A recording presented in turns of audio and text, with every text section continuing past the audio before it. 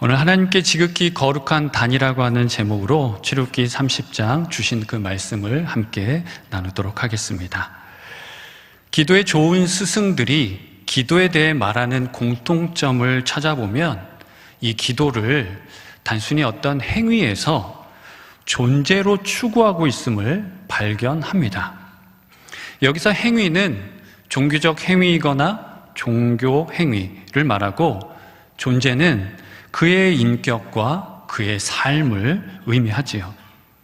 그래서 그들은 기도가 자기의 이기적인 욕망이나 채우며 그것을 만족시키기 위한 도구로 전락되는 일을 거부하고 하늘의 뜻이 이 땅에 이루어지는 그 신비를 추구했습니다. 그러한 신비를 추구했던 대표적인 사람이 오리겐이라고 한 사람이 있는데요.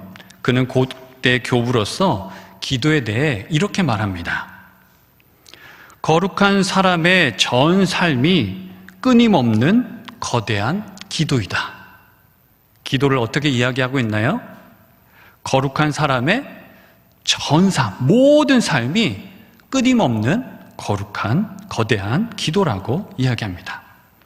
그러니까 바로 그 기도하는 그 사람이 살아있는 기도인 것이지요.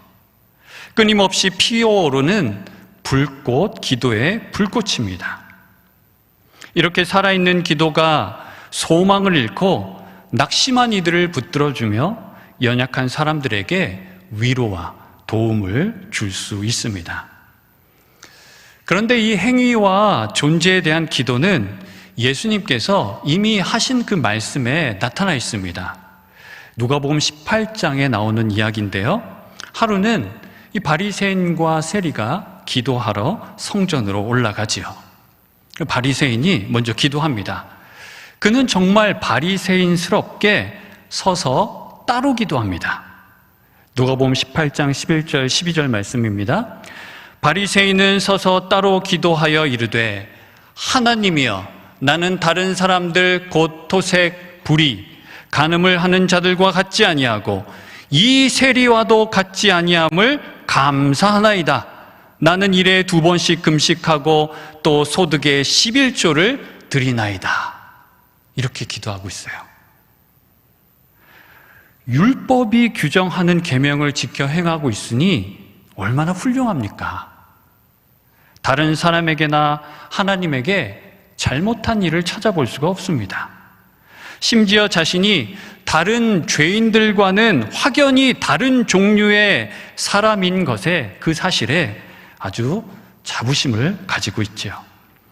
특히나 지금 이렇게 한 공간에서 기도하고 있는 이 세리와는 구별된 거룩한 존재임을 증명해 보이고 있습니다. 자, 그러면 세리는 어떠할까요? 13절에 이렇게 말합니다. 세리는 멀리 서서 감히 눈을 들어 하늘을 쳐다보지도 못하고 다만 가슴을 치며 이르되 하나님이여 불쌍히 여기소서 나는 죄인이로소이다 하였느니라.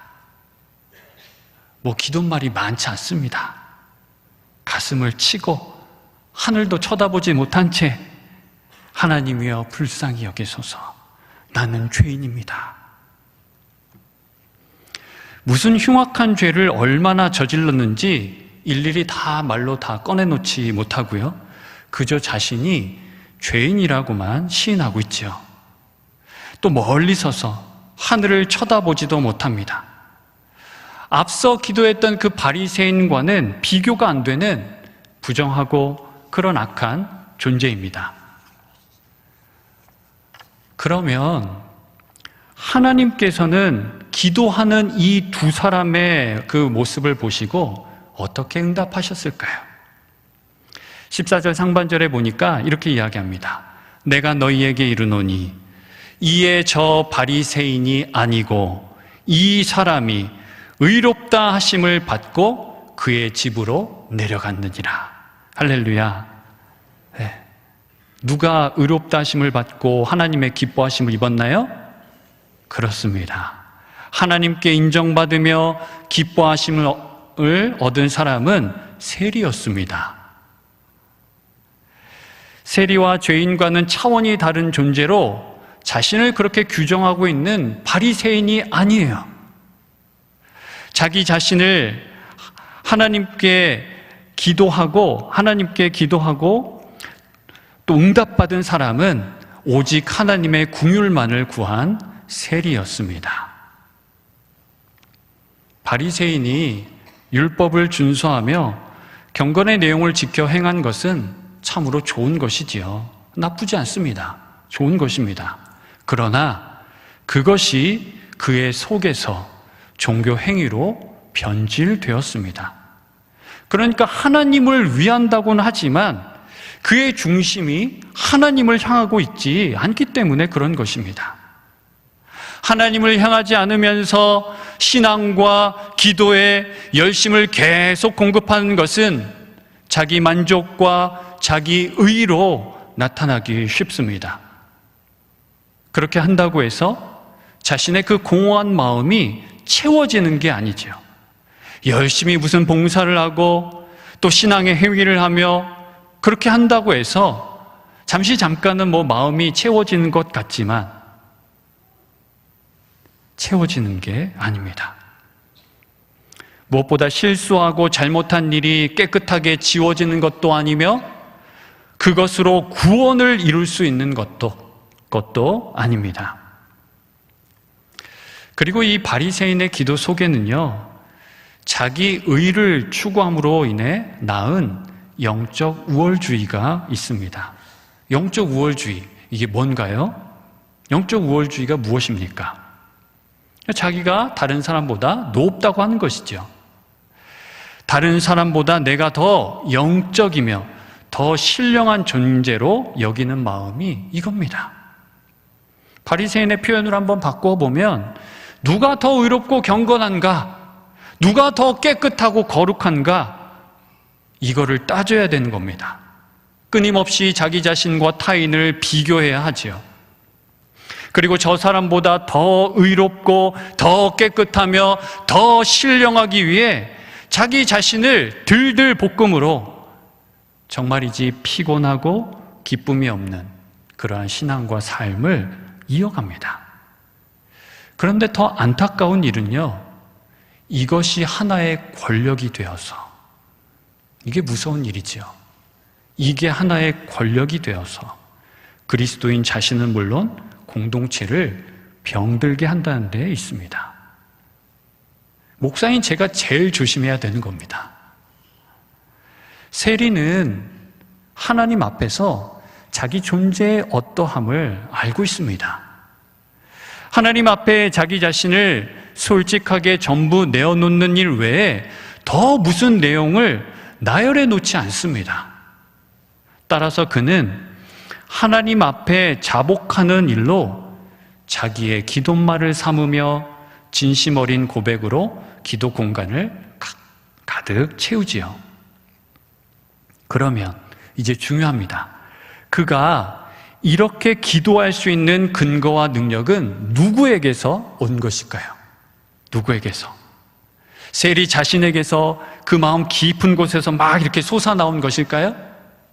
아닙니다. 죄인을 받아주시며 그에게 사죄의 은총을 베푸시는 바로 하나님에게서 나온 것입니다. 아멘인가요? 또한 하나님께서 이르시고 약속한 말씀에 바로 그 기도의 근거가 있습니다. 역대하 7장 14절 15절 말씀이 있습니다. 내 이름으로 일컫는 내 백성이 그들의 악한 길에서 떠나 스스로 낮추고 기도하여 내 얼굴을 찾으면 내가 하늘에서 듣고 그들의 죄를 사하고 그들의 땅을 고칠지라. 이제 이곳에서 하는 기도에 내가 눈을 들고 귀를 기울이리니. 스스로 낮추고 기도하여 하나님의 얼굴을 찾으면 하나님께서 응답하게 하시겠다 약속해 주십니다. 세리는 다만 서서 멀리 서서 하늘을 우러러볼 엄두도 못 내고 가슴을 치며 이게 기도인 것이지요. 그러며 말합니다. 하나님이여, 불쌍히 여기소서. 나는 죄인입니다. 물론 급한 일을 만나거나 어려움에 처했을 때 하나님께 간절히 부르짖고 강청하며 기도할 수 있지요. 그런데 이와 함께 고대로부터 지금까지 많은 믿음의 사람들은 바로 지금 세리가 하나님 앞에 나아간 그 모습대로 이 기도의 모형을 따라서 하나님께 자신의 마음과 삶을 드립니다. 주 예수 그리스도 하나님 아들이시여, 나를 불쌍히 여기소서. 주 예수 그리스도 하나님 아들이시여, 나를 불쌍히 여기소서. 한번 저를 따라해 보시겠어요? 주 예수 그리스도 하나님 아들이시여, 나를 불쌍히 여기소서. 주 예수 그리스도 하나님 아들이시여, 나를 불쌍히 여기소서. 하나님께서는 이렇게 저와 여러분을 살아있는 기도의 사람이 되게 하십니다. 앞부분 내용이 좀 길었는데요. 이러한 내용과 함께 오늘 본문으로 한번 참여하면 좋겠습니다. 하나님께서 출애굽한 이스라엘 백성들에게 성막을 주십니다. 그런데 그 성막을 주신 이유가 있습니다. 첫 번째는 내가 너희와 너희가 있는 바로 그곳에 함께 할 거야 라고 하는 그 메시지입니다. 그 약속의 말씀을 증거하심이고, 두 번째는 율법, 곧 하나님의 그 말씀에 실패한 인생을 다시 회복시켜 주시기 위함입니다. 그러니까 하나님 말씀에 실패한 인생들, 여러 문제를 안고 있는 사람들이 이 성막에 나오면 하나님을 만나는 겁니다. 문제가 풀어지는 겁니다. 그 실패를 다시 회복할 수 있는 것입니다. 그래서 하나님께서 주신 성막은 하나님 임재의 처소이자 은혜의 장막이지요. 그래서 출애굽한 이스라엘 백성들은 바로 이곳에서 하늘과 땅을 지으신 하나님을 만나며 그분의 음성을 듣고 살아갔습니다. 그런데 이 성막은요, 조금 구분을 해보면 좋겠는데, 크게 이제 세 부분으로 구분이 되는데요. 짐승 제사가 이루어지는 바깥뜰이 있습니다. 바깥뜰이 있고요. 그 다음에 장막으로 이렇게 세워진 성소와 지성소가 있습니다. 이렇게 세 부분으로 구분이 돼요. 그런데 이 각 처소에는 제사장이 하나님을 섬기는 데 필요한 거룩한 기구들이 저마다 그 자리에 놓여 있지요. 그런데 오늘 본문에 나타난 성소 기구는 그 여러 기구들 중에 바로 분향단이라고 한 것입니다. 뭐라고요? 분향단. 아시겠죠? 분향단이 뭐예요? 향을 피우는 제단을 말합니다. 향 피우는 제단. 그런데 9절 하반절 말씀을 보면 여기에서 번제나 소제를 드리지 말며 전제수를 붓지 말라고 말씀하십니다. 그러니까 번제와 소제는 짐승이나 곡식을 불에 태워 드리는 제사인데, 아까 이 제사는 어디서 행해져야 된다고 했죠? 바깥뜰, 거기서, 바깥에서. 성소가 아닌 성소 바깥에 있는 번제단에서 행해야 될 일인 것입니다. 그러니까 지금 하나님이 말씀하신 성소에 놓은 이 분향단에서는 다른 제사를 드리지 말고 오직 향만 피우라고 말씀하고 계십니다. 목적이 여럿이 아닙니다. 오직 하나이지요. 오직 하나님께 드릴 그 향만 이곳에서 피우라고 명령하고 계신 겁니다. 그러면 하나님께서 이곳에 제단을 설치하여 향을 피우라고 말씀하신 그 뜻은 무엇일까요? 요한계시록 5장 8절 말씀입니다. 그 두루마리를 취하심에 네 생물과 24장로들이 그 어린 양 앞에 엎드려 각각 검은 고와 향이 가득한 금 대접을 가졌으니 이 향은 성도의 기도들이라. 아멘. 이 향을 가리켜 뭐라고 말씀하십니까? 성도의 기도들이다. 그러니까 저와 여러분이 올리는 그 기도가 하나님께 이렇게 대접으로 올라가고 있는 것입니다. 아멘인가요? 그러니까 하나님께서 말씀하신 단에서 이 향을 피우는 것은 하나님께 드리는 기도를 뜻합니다. 하나님께서는 택하신 백성을 바로 이 거룩한 분향단으로, 기도의 제단으로 부르시고 그렇게 세우신 것이지요. 그러면 첫 번째로 이 분향단의 위치를 한번 우리 같이 보면 좋겠습니다. 분향단이 어디에 놓여 있는지, 하나님께서 기도의 제단이 구체적으로 어디에 있어야 하는지 말씀을 해주고 계시는데, 이 분향단의 위치는 하나님께서 우리에게 주시는 아주 중요한 메시지입니다. 잘 들어야 돼요. 6절 말씀 함께 읽겠습니다. 오늘 본문 6절 말씀입니다.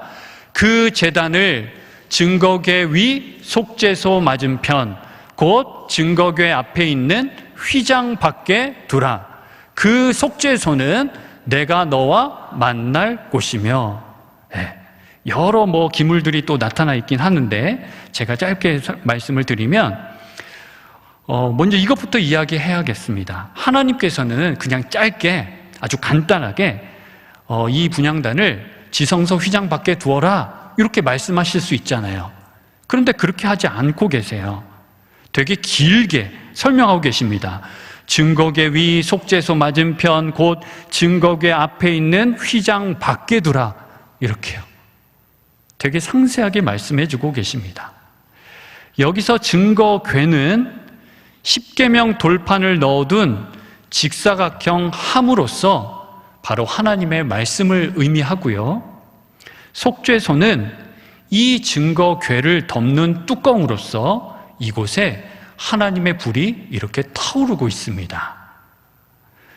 그러니까 정리를 하면 이곳에서 하나님께서 택하신 백성을 만나주시는 자리, 그들이 행할 일에 대해서 알려주시고 말씀해 주시는 자리가 바로 증거궤 속죄소인 것이죠. 그러면 이것과 분향단을 한번 연결할 수 있겠지요? 하나님께서 이곳에 분향단을 놓으라 하심은 하나님께서 우리 가장 가까이 계셔서 우리에게 말씀하시고, 하나님께서 우리 가장 가까이에서 우리가 아뢰는 기도를 들으시겠다고 하는 말씀인 겁니다. 아멘인가요? 어디 저 멀리서 말씀하시고 우리 기도를 들으신다고요? 아니요. 여기서 아멘 하시면 안 됩니다. 이렇게 가면 안 돼요. 어디에서? 가장 가까이에서 우리에게 말씀하시고 우리의 기도를 뭐 하시겠다고요? 들으시겠다고. 그래서 분향단의 위치가 굉장히 중요하죠. 그러니까 하나님의 마음과 뜻이 이러합니다. 그러면 하나님의 마음이 이러하니 이제는 우리의 기도, 우리 내면과 태도를 살펴야 되는 겁니다. 선지자 이사야가 이전에 이렇게 말씀을 선포했습니다. 이사야 29장 13절에요. 이 백성이 입으로는 나를 가까이하며 입술로는 나를 공경하나 그들의 마음은 내게서 멀리 떠났나니. 무엇을 말씀하신지 아시겠죠? 입술은 가까이 있는데 마음은 멀리 떠나 있다고 하시는 겁니다. 그렇기 때문에 오늘 저와 여러분은요, 우리의 기도하는 그 입술이 하나님께 가까워야겠지요. 그것 이상으로 우리의 기도하는 그 마음이 하나님께 아주 가까이 있어야 하는 겁니다. 기도의 근본 원리는 말하는 게 아닙니다. 듣는 것이죠. 그래서 하나님의 음성을 듣고 하나님을 듣는 것이 바로 기도인 것입니다. 따라서 기도자는 하나님께서 이르시는 말씀 그 가까이에 위치해 있어야 됩니다. 그러할 때 하나님의 그 살아있고 활력 넘치는 말씀이 우리의 분요한 마음을 잠잠케 하시며 우리의 중심을 바로 그 하나님 마음에 묶어둡니다. 막 여러 삶의 여러 일들, 문제들, 그런 것들로 인해 이 날뛰는 마음을 이 하나님 말씀이 하나님 마음에게로 묶어둔다고요. 그리스도께서는 자주 하나님 아버지께 나아가 기도하셨죠. 무려 십자가 위에서 숨을 거두시는 그때에도 기도하십니다. 예수님이 누구십니까? 하나님 아들 아니십니까? 기도할 필요가 뭐가 있어요? 기도하시지 않고도 얼마든지 말씀하시고 얼마든지 사역을 감당하셔도 전혀 이상하지 않습니다. 그럼에도 우리 주 예수 그리스도께서는 어찌나 그렇게 수시로 하나님 앞에 나아가 기도하셨는지 모르겠습니다. 왜 그러하셨을까요? 예수님에게 기도는 종교 행위가 아니었기 때문에 그렇습니다. 예수님에게 기도는 하나님 아버지와의 사랑의 사귐이며 친밀한 관계이기 때문에 그렇습니다. 그 음성을 단 한순간 하루라도 듣지 않고서는 어떻게 하실 수 없었던 것이죠. 그리고 예수님에게 기도는 자기를 비워내신 거였습니다. 끊임없이 자기를 다 이렇게 비워내심으로 성령의 능력을 위로부터 힘입고 하나님 아버지의 뜻을 아주 멋지고 아름답게 이루어 가신 것이죠. 그래서 기도자는 그리스도 안에서 높아진 마음을 낮추고 이기적인 욕망으로 채워진 마음을 다 비워내야 하나님께서 들려주시는 그 음성을 마주할 수 있고 하나님께서 뜻하신 바를 이루어 나갈 수 있습니다. 두 번째로 분향단에 보면 뿔이 있습니다. 그 내면에 뿔이 이렇게 뿔을 만들라고 하셨는데 하나님께서는 이 분향단의 뿔을 통해서도 우리에게 기도에 대해 가르쳐 주십니다. 뿔 하면 가장 먼저 뭐가 떠오르세요? 부정적인 의미가 먼저 이렇게 좀 강하고 그것이 먼저 떠오르는데 뿔 하면 교만을 상징하죠. 교만. 마음을 높인 것. 그때 이제 뿔이 많이 사용되는데 하지만 이 뿔이 긍정적인 의미로 사용될 때에는 힘과 권능, 신성 이런 것들을 의미합니다. 그러면 이 분향단의 네 뿔은 무엇이겠습니까? 교만이 아니라 하나님의 영광이죠. 하나님의 영광과 능력, 그 광채를 의미합니다. 그래서 기도는 하나님의 영광에 참여하는 일입니다. 그래서 기도는요, 하나님의 능력이지요. 하나님께서 바로 그 기도하는 사람을 통해서 일하시고 뜻하신 놀라운 일들을 계속해서 나타내 보이십니다. 그런데 여기서 중요한 사실 한 가지가 있습니다. 기도자가 기도 응답을 만들어낼 수 있는 게 아니라고 하는 겁니다. 뭐라고요? 기도자가 스스로 기도 응답을 만들어내는 게 아니라고요. 많은 그리스도인들이 열심히 잘 하다가도 여기서 탁 걸립니다. 이 지점에서 걸려요.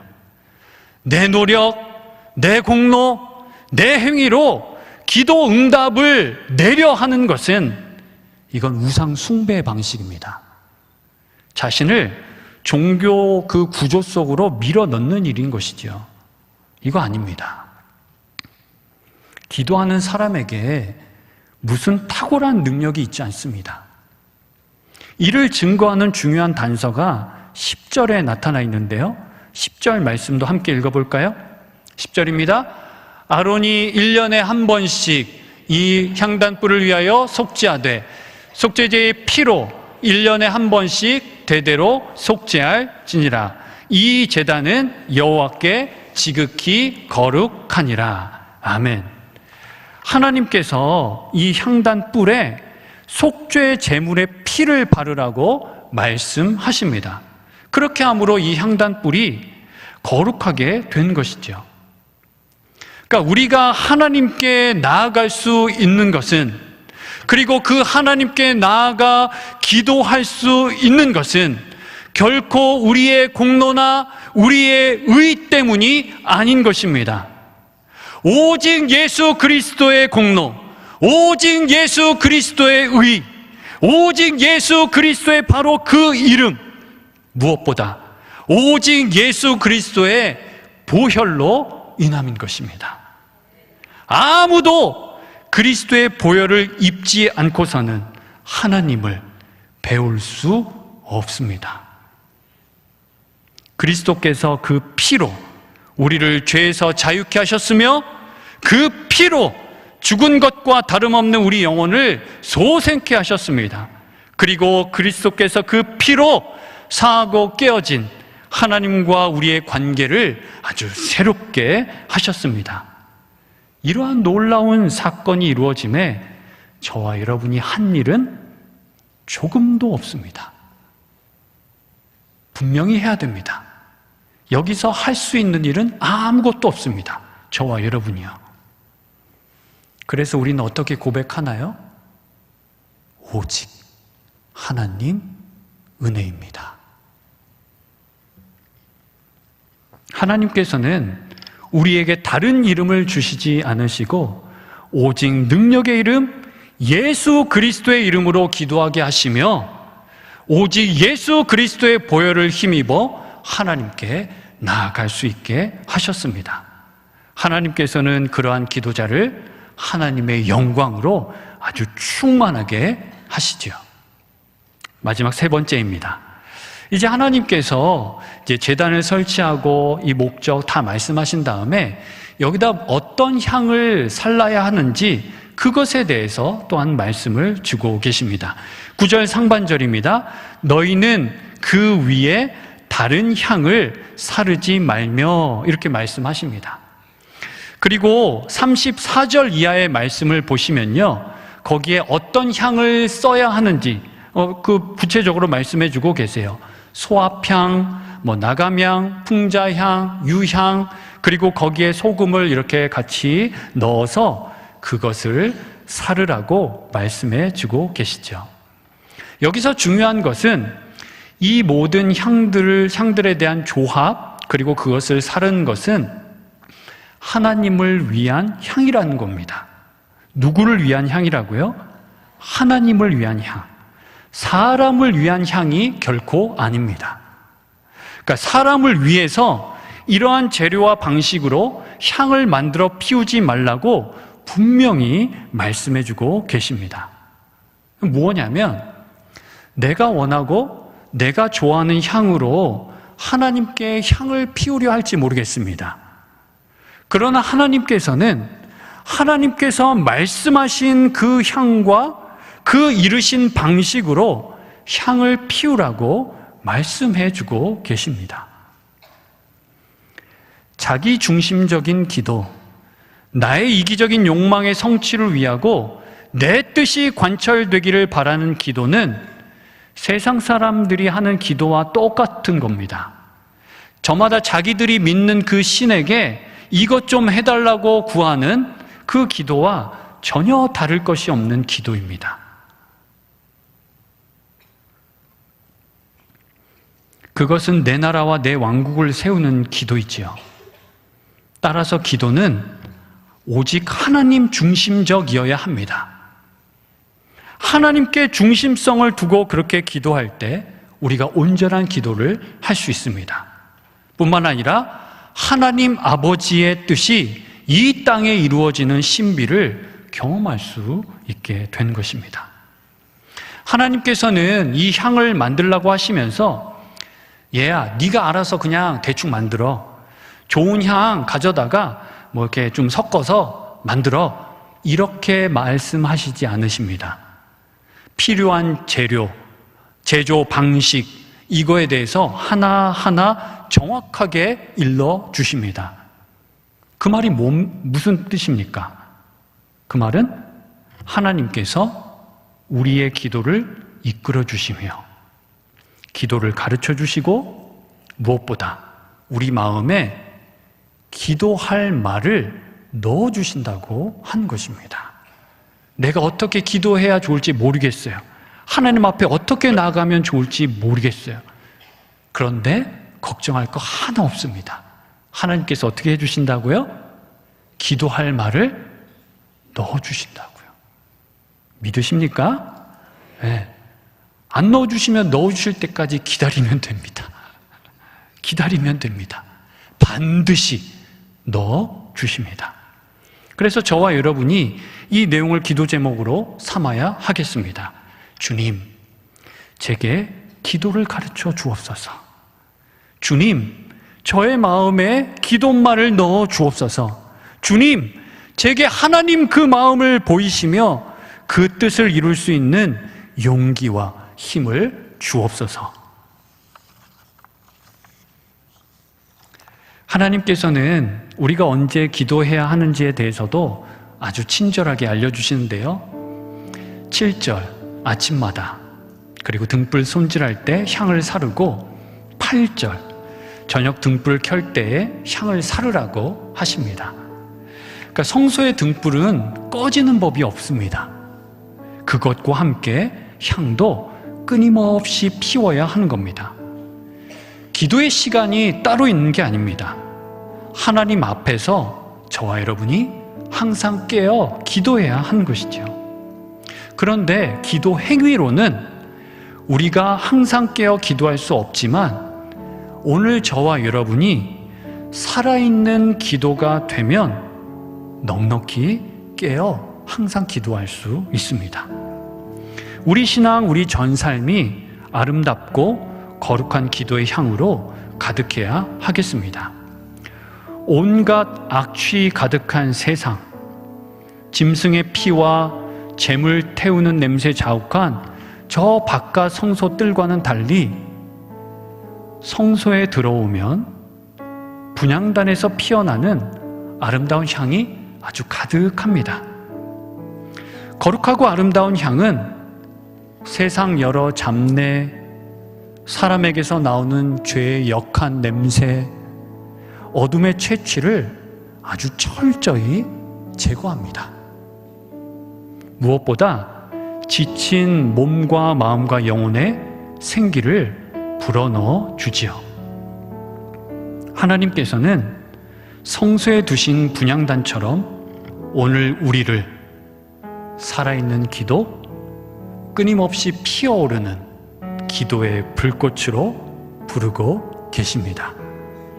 우리를 그리스도 보혈로 덮어 거룩하게 하시며 우리 가운데 계신 그리스도를 통해 신령하고 아름다운 기도의 향이 나오게 하십니다. 하나님께서는 그렇게 피어나는 거룩하고 아름다운 향으로 우리가 만나는 영혼에 거룩한 불을 일으키며 연약하고 병든 사람을 회복시키시며 살리십니다. 하나님께서 사랑하시는 성도 여러분, 우리가 그리스도 예수 안에 있는 살아있는 기도이며 기도의 불꽃입니다.